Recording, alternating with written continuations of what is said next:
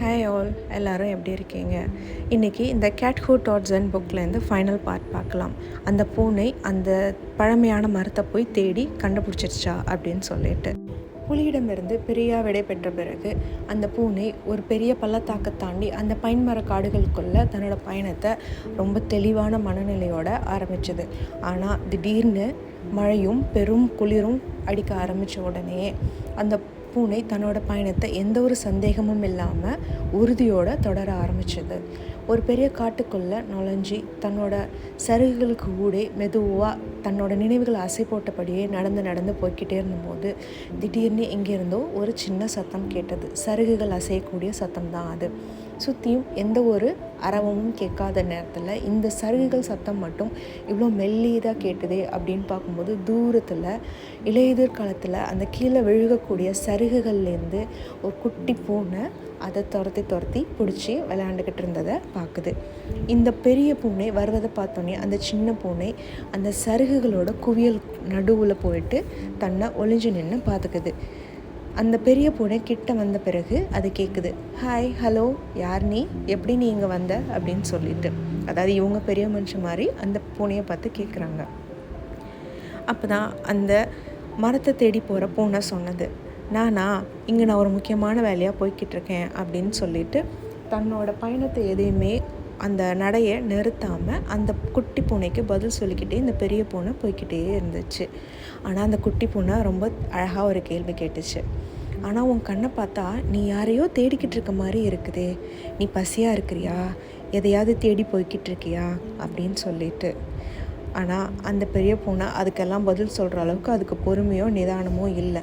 அதை பொறுத்த வரைக்கும் நம்ம என்ன சொன்னாலும் இந்த குட்டி பூனைக்கு என்ன புரிஞ்சிட போகுது அப்படின்ற ஒரு நினப்பில் அது பதில் சொல்லவே இல்லை. ஆனால் மறுபடியும் அந்த குட்டி பூனையே சொன்னிச்சு, நீ நினைக்கிற மாதிரி நான் ரொம்ப சின்ன குட்டி பூனையாக இருந்தாலும் நீ சொல்கிற விஷயத்த என்னால் புரிஞ்சுக்க முடியும், தயவு செஞ்சு சொல்லு, நீ எங்கே போகிற அப்படின்னு சொல்லிட்டு. ஆனால் அந்த பெரிய பூனைக்கு அதுக்கிட்ட தன்னை பற்றி எந்த ஒரு விஷயமும் ஷேர் பண்ணிக்கிறதுக்கு மனசே வரவே இல்லை. என்னை எதுவும் கேட்காத, மேபி இன்னொரு நாள் நான் உனக்கு சந்திச்சேன்னா இதுக்கான எல்லா விஷயத்தையும் நான் உனக்கு சொல்கிறேன் அப்படின்னா.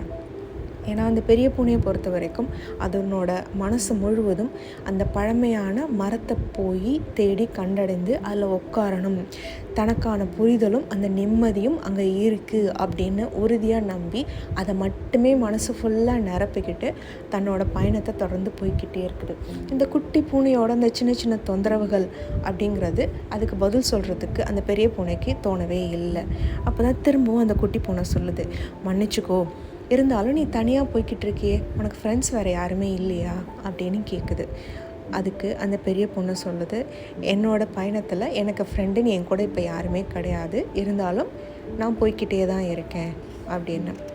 உடனே அந்த குட்டி பொண்ணை தாவி குதித்து பக்கத்தில் வந்து திரும்ப சிரிச்சுக்கிட்டே சொல்லுது, உனக்கு ஒன்று தெரியுமா, ஃப்ரெண்ட்ஷிப்ங்கிறது ரொம்ப ரொம்ப பெஸ்ட்டான விஷயம் நம்ம வாழ்க்கையில். ஏன்னா அந்த ஃப்ரெண்ட்ஷிப் அப்படிங்கிறதே ஒரு மேஜிக் மாதிரி தானே, ஃப்ரெண்ட்ஸுங்கிறதும் நம்ம வாழ்க்கையில் மிகப்பெரிய பொக்கேஷன் மாதிரி தானே அப்படின்னு அந்த குட்டி பூனை சொல்லுது. மேலும் நமக்கு ஒரு நல்ல விஷயம் கிடைக்கும் போது அதை மற்றவங்கக்கிட்ட ஷேர் பண்ணும்போது நமக்கு இன்னும் அதிகமான சந்தோஷமும் இருக்குது. அதை நமக்குள்ளே வச்சிட்ருக்கிறதுல நம்மளுக்கு அதில் என்ன அர்த்தம், நம்மளோட சந்தோஷத்தை மட்டும். அதே நேரத்தில் நமக்கு ஏதோ ஒரு கஷ்டமோ ஏதோ ஒரு விஷயம் சரியில்லைன்னு தோணும்போது அதை ஃப்ரெண்டுக்கிட்ட கேட்கும்போது அதற்கான விஷயமும் பதிலும் நமக்கு அவங்கக்கிட்டேருந்து கிடைக்கும் தானே, அவங்க அதை சரி பண்ணியும் கொடுப்பாங்கல்ல.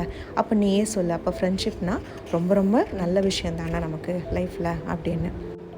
அந்த பெரிய பூனை அந்த குட்டி பூனையை ஒத்து பார்த்துக்கிட்டே இருக்குது. அது எவ்வளோ சந்தோஷமாக ஜாலியாக அதை சொல்லும் போது சிரிச்சுக்கிட்டு விளாண்டுக்கிட்டு இருக்குது அப்படின்னு சொல்லிட்டு. அதே நேரத்தில் இன்னொன்று முக்கியமான விஷயத்தையும் தான் எதுக்காக அந்த பயணத்துக்கு போகிறோம் அப்படிங்கிறதையும் அதுக்கிட்ட ஓரளவுக்கு சொல்லுது. உனக்கு அந்த விஷயங்கள்லாம் ரொம்ப சாதாரணமாக இருந்துச்சுன்னா நான் தேடி போகிற என்னோடய பயணம் எனக்கு ரொம்ப முக்கியமானது அப்படின்னு சொல்லிட்டு அந்த இடத்த விட்டு வேகமாக அந்த குட்டி பூனையை தவிர்த்துட்டு அந்த மலை மேலே இருக்கக்கூடிய பாறைகளோட ரொம்ப வேகமாக நடந்து போகுது. பெரிய பெரிய கால்களாக தாவி போயிட்டுருக்குது. ஆனால் அது மனசு ஓரத்தில் அந்த சின்ன பூனையை நம்ம வந்து நோக செஞ்சிட்டோமோ, அதை அவாய்ட் பண்ணுறதுனால அது ரொம்ப கஷ்டப்படுமோ, இந்த மாதிரி நம்ம பிஹேவ் பண்ணியிருக்கக்கூடாதோ அப்படின்னு சொல்லிட்டு ஒரு சின்ன ஒரு வருத்தம் அதுக்கிட்ட இருந்துச்சு. ஆனால் இருந்தாலும் தனக்கு இந்த நிமிஷம் அந்த பழமை வாய்ந்த மரம் மட்டுமே பெரிய விஷயமா இருக்கிறதுனால அந்த எண்ணங்களில் பின்னுக்கு தள்ளி விட்டுட்டு இன்னும் தாவி ரொம்ப வேகமாக அந்த மழையில் அந்த பாறை மேலே போய்கிட்டே இருக்குது. அந்த குட்டி பூனையை நம்ம திரும்பி வரும்போது கண்டிப்பாக மீட் பண்ணுவோம் அப்படின்னு நினச்சிட்டேன். ஃபைனலி அதை எதிர்பார்த்த அந்த மரத்தை கண்டுபிடிச்சிச்சு, அந்த மேஜிக்கல் ட்ரீயை. இது வரைக்கும் அவ்வளோ ஒரு பெரிய மரத்தை அந்த கிட்டன் பார்த்ததே கிடையாது. அந்த மலை மேலே இவ்வளோ ஒரு அழகான இடத்துல நல்ல மழையும் பனியுமா சேர்ந்து இருக்கக்கூடிய குளிரில் அந்த மரத்தை பார்த்தோன்னே அதுக்கு பெரிய பெருமூச்சு ஒன்று வந்துச்சு, நிம்மதியும். அப்பாடா, எப்படியோ நம்ம தேடி வந்த மரத்தை கண்டுபிடிச்சிட்டோம் அப்படின்னு சொல்லிட்டு அந்த மரத்தை அப்போ தான் நல்லா ஆழமாக ஒத்து பார்க்குது. அந்த மரம் ரொம்ப அற்புதமானதாகவும் இது வரைக்கும் தான் இந்த மாதிரி ஒரு மரத்தை பார்த்ததே இல்லை. ஏன் அப்படின்னா அது அந்த காட்டை விட ரொம்ப பழமை வாய்ந்ததாகவும் மிகவும் ரொம்ப ஆன்மீக சக்தி வாய்ந்ததாகவும் அந்த பூனைக்கு அது தோணுச்சு. அந்த எலி சொன்னது மாதிரியே இது ரொம்ப அற்புதமான மரமாக தான் இருக்கணும் அப்படின்னு சொல்லிட்டு என்னால் அந்த ஆன்மீக சக்தியை உணர முடியுது அப்படின்னு தன் மனதுக்குள்ளே சொல்லியவாறு அந்த மரத்து மேலே மெதுவாக ஏறி தனக்கான ஒரு காய்ந்த இடத்துல வசதியாக உட்கார்றதுக்கு பார்க்குது. மெதுவாக மேலே ஏறி உட்கார்ந்த பிறகு தன் கண்களை மூடி ஆழ்ந்து தனக்குள்ளே போகவும் இந்த மரத்தில் இருக்கக்கூடிய அந்த ஆன்மீக சக்தியை உணர்றதுக்கும் அந்த பூனை முயற்சி செய்யுது. தனக்குள்ளேயே யோசிக்க ஆரம்பிக்குது, இந்த மரத்தை தானே நம்ம எத்தனை நாள் தேடிக்கிட்டு இருந்தோம், அப்பாடா எல்லாம் கிடச்சிச்சு அப்படின்னு கண்களை மூடி தனக்குள்ளே ஆழ்ந்து போகிறதுக்கும் அந்த மரத்தோட அந்த ஆன்மீக சக்தியை உணர்றதுக்கும் தீவிரமாக முயற்சி பண்ண ஆரம்பிக்குது அந்த பூனை. கொஞ்சம் யோசிக்குது, ஒருவேளை நம்ம இன்னும் அதுக்கு தயாராகவில்லையோ, நம்மளால் உணர முடியலையோ அப்படின்னு சொல்லிட்டு. ஏன்னா இதே நகரத்துக்குள்ளே தான் அலைஞ்சு திரிஞ்சிட்டு இருக்கும்போதும் இருந்த அதே உணர்வு தான் இப்போவும் அதுக்கு இருந்தது. அது தேடி வந்த அந்த அமைதியோ வேற ஒரு உணர்வோ அதனால் எதுவுமே அங்கே உணரவே முடியல அப்படின்னு யோசிக்குது. சரி, இன்னும் கொஞ்சம் நேரம் ஆகும் போல் இருக்குது, எப்படியா இருந்தாலும் இந்த மரம் நமக்கு ஏதாவது ஒன்று கொடுக்கும் அப்படின்னு சொல்லிட்டு திரும்பவும் கண்ணை மூடி அதை உணர்வதற்கு முயற்சி பண்ணிக்கிட்டே இருக்குது. திடீர்னு ஏதோ ஈரமான ஒன்று தம் மேலே பட்டு கீழே விழுகிறபோது தானும் சேர்ந்து தள்ளாடுவது போல் தோணவும் பார்த்தா அந்த குட்டி பூனை இந்த பூனையை ஃபாலோ பண்ணி மேலே ஏறி அங்கேருந்து வழிக்கு கீழே விழுகிறத அப்போ தான் அதுவும் பார்க்குது. அதுக்கு செம்ம கோவம் வந்துச்சு பெரிய பூனைக்கு. என்னோடய தியானத்தையும் என்னோடய அமைதியையும் இப்படி கலைச்சிட்டியே அப்படின்னு சொல்லிட்டு அந்த பூனையை பார்க்கும்போது அதுக்கு ரொம்ப கோவமாக அதை திட்ட ஆரம்பிச்சிருது, கண்ணா பின்னான்னு, எதுக்கு நீ என்னை ஃபாலோ பண்ணிட்டு வந்த அப்படின்னு சொல்லிட்டு. அந்த கீழே விழுந்து மண்ணில் புரண்டு எந்திரிச்சு திருன்னு முழிச்சிட்ருக்கு அந்த குட்டி பூனை. ஆனால் அந்த குட்டி பூனைக்கு எந்த ஒரு பயமோ இல்லை வேறு எந்த சமாதானமும் எதுவும் சொல்லவும் இல்லை. அது திருன்னு முழிச்சிட்டு அப்படியே பேசாமல் இருக்குது. அந்த குட்டி பூனையோட குறும்புத்தனமான முகத்தையும் அந்த குறுன்னு இருக்கக்கூடிய அந்த பார்வையும் பார்க்கும்போது இந்த பெரிய பூனைக்கு மனசுக்குள்ளே ஏதோ ஒன்று சடனாக சின்னதாக புரண்டு போகுது. ஆமாம், அதுக்குள்ளே அந்த கோபமெல்லாம் போயிடுது பெரிய பூனைக்கு. தான் தேடி வந்த அந்த பெரிய மேஜிக்கல் ட்ரீயில் எந்த ஒரு விஷயம் தனக்கானது இல்லை அப்படிங்கிறத அது அப்போ தான் முதன்முறையாக உணர ஆரம்பிக்குது அந்த பெரிய பூனை. வாழ்க்கையில் நம்ம தேடி போகிற விஷயம் நமக்கு கிடைக்காம போகலாம், அது சரியாக தவறான்னு நமக்கு தெரியாமல் போகலாம். ஆனால் வாழ்க்கை நமக்கு என்ன தேவையோ, நமக்கு எது சரியானதோ அதை எதிர்பாராத விதமாக நம்ம கையில் கொண்டு அழகாக ஒரு தருணத்தில் கொடுத்துட்டு நம்ம வாழ்க்கையை புரட்டி போட்டுட்டு போய்கிட்டே இருக்கும். அப்படி தான் இந்த நேரமும் அந்த பெரிய பூனைக்கு நடந்துச்சு, அந்த குட்டி பூனை மூலமாக. அந்த பெரிய பூனை அந்த குட்டி பூனை கிட்ட போய் கொஞ்சம் ஸ்மைல் பண்ண ஆரம்பிச்சிச்சு. வாழ்க்கையில் ரொம்ப நாள் கழித்து அதுக்கு முகத்தில் அப்போ தான் ஒரு ஸ்மைல் அப்படிங்கிறது ஆரம்பிக்குது அந்த குட்டி பூனையை பார்த்துட்டு.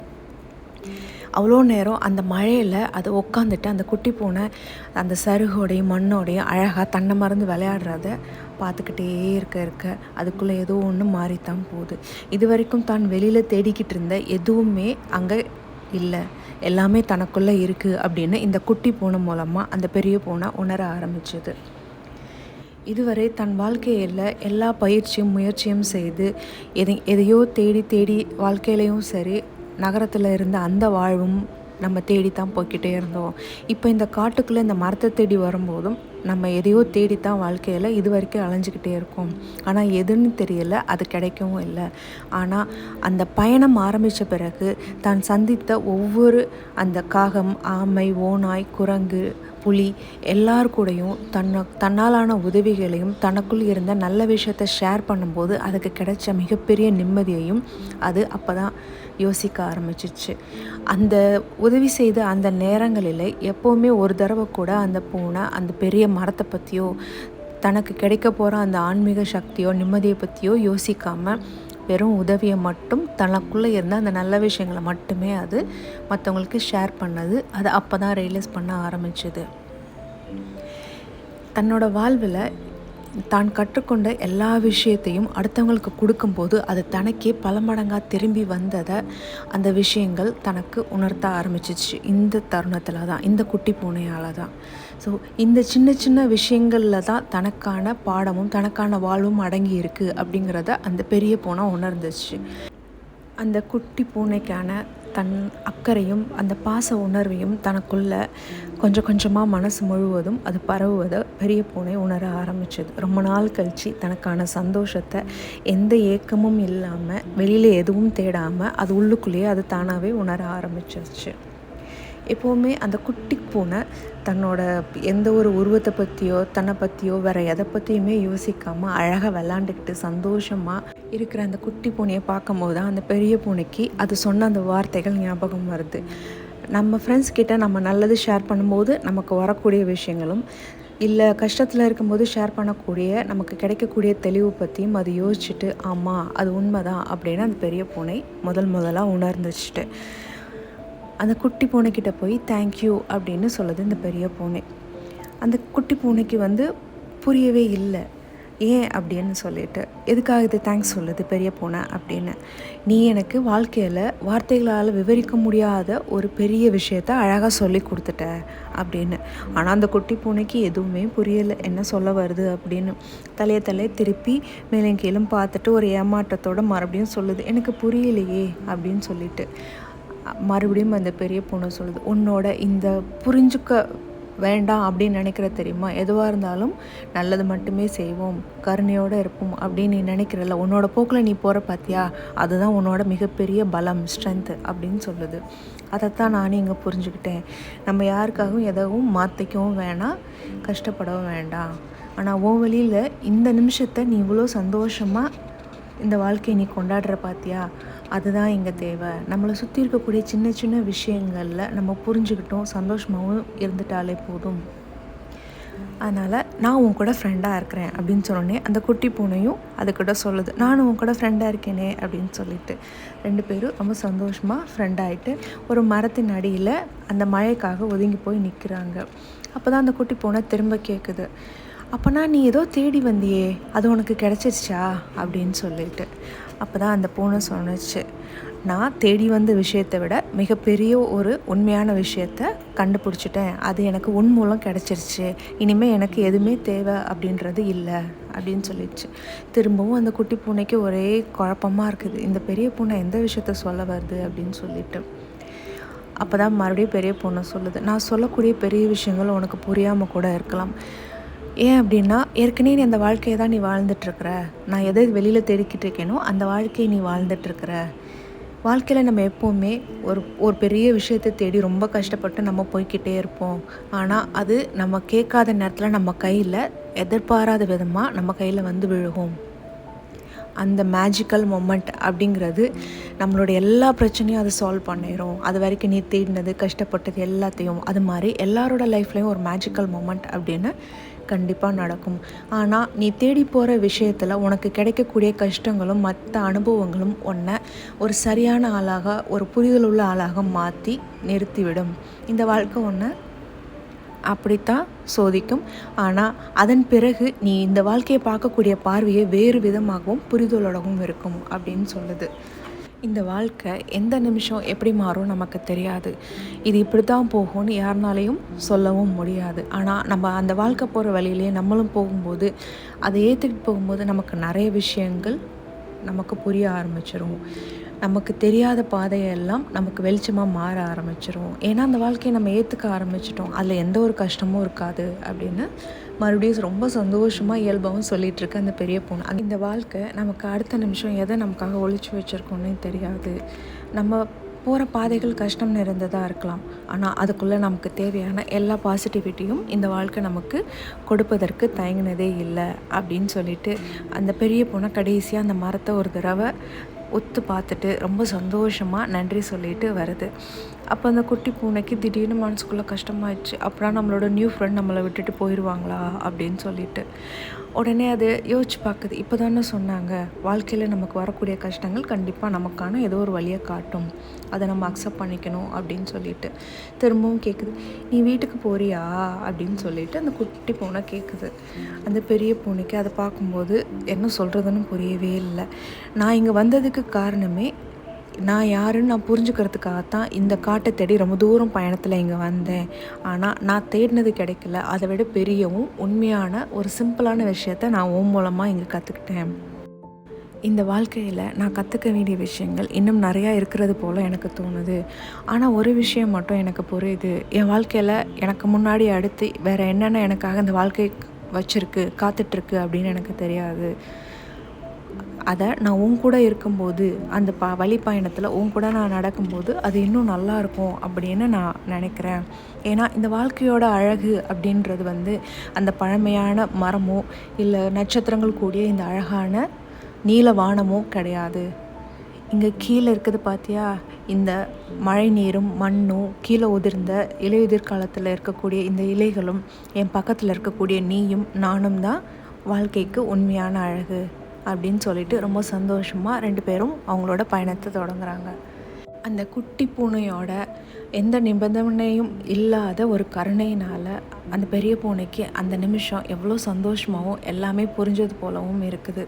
தான் வாழ்க்கையில் தேடி ஏதோ ஒரு மிகப்பெரிய விஷயம் கிடைச்சிரும் அப்படின்னு நினச்சதை விட வாழ்க்கைக்கு எது அடிப்படையாக தேவையோ அந்த நிமிட சந்தோஷமும் ஒரு நல்ல துணையும் ஒரு நல்ல நண்பனையும் அந்த பெரிய பூனைக்கு இந்த வாழ்க்கை கொடுத்துருச்சு.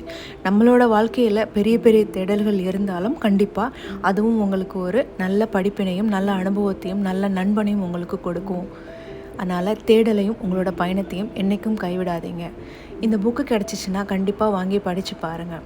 நீங்கள் படிக்கும்போது உங்களுக்கு வேறு விதமான அனுபவம் கிடைக்கலாம். இந்த கதையை நீங்கள் முழுசாக எல்லாம் கேட்ட பிறகு அந்த புத்தகத்தை படிக்கும்போது உங்களோட பார்வை என்பது கொஞ்சம் வேறு விதமாக தான் இருக்கும். அதனால் இந்த கதையை முழுசாக கேட்கவும் கொஞ்சம் முயற்சி பண்ணுங்கள். நீங்கள் படிச்சுட்டு உங்களோட கருத்துக்களையும் இங்கே பதிவிடுங்க கமெண்ட் செக்ஷனில். அதுவரை நன்றி, வணக்கம்.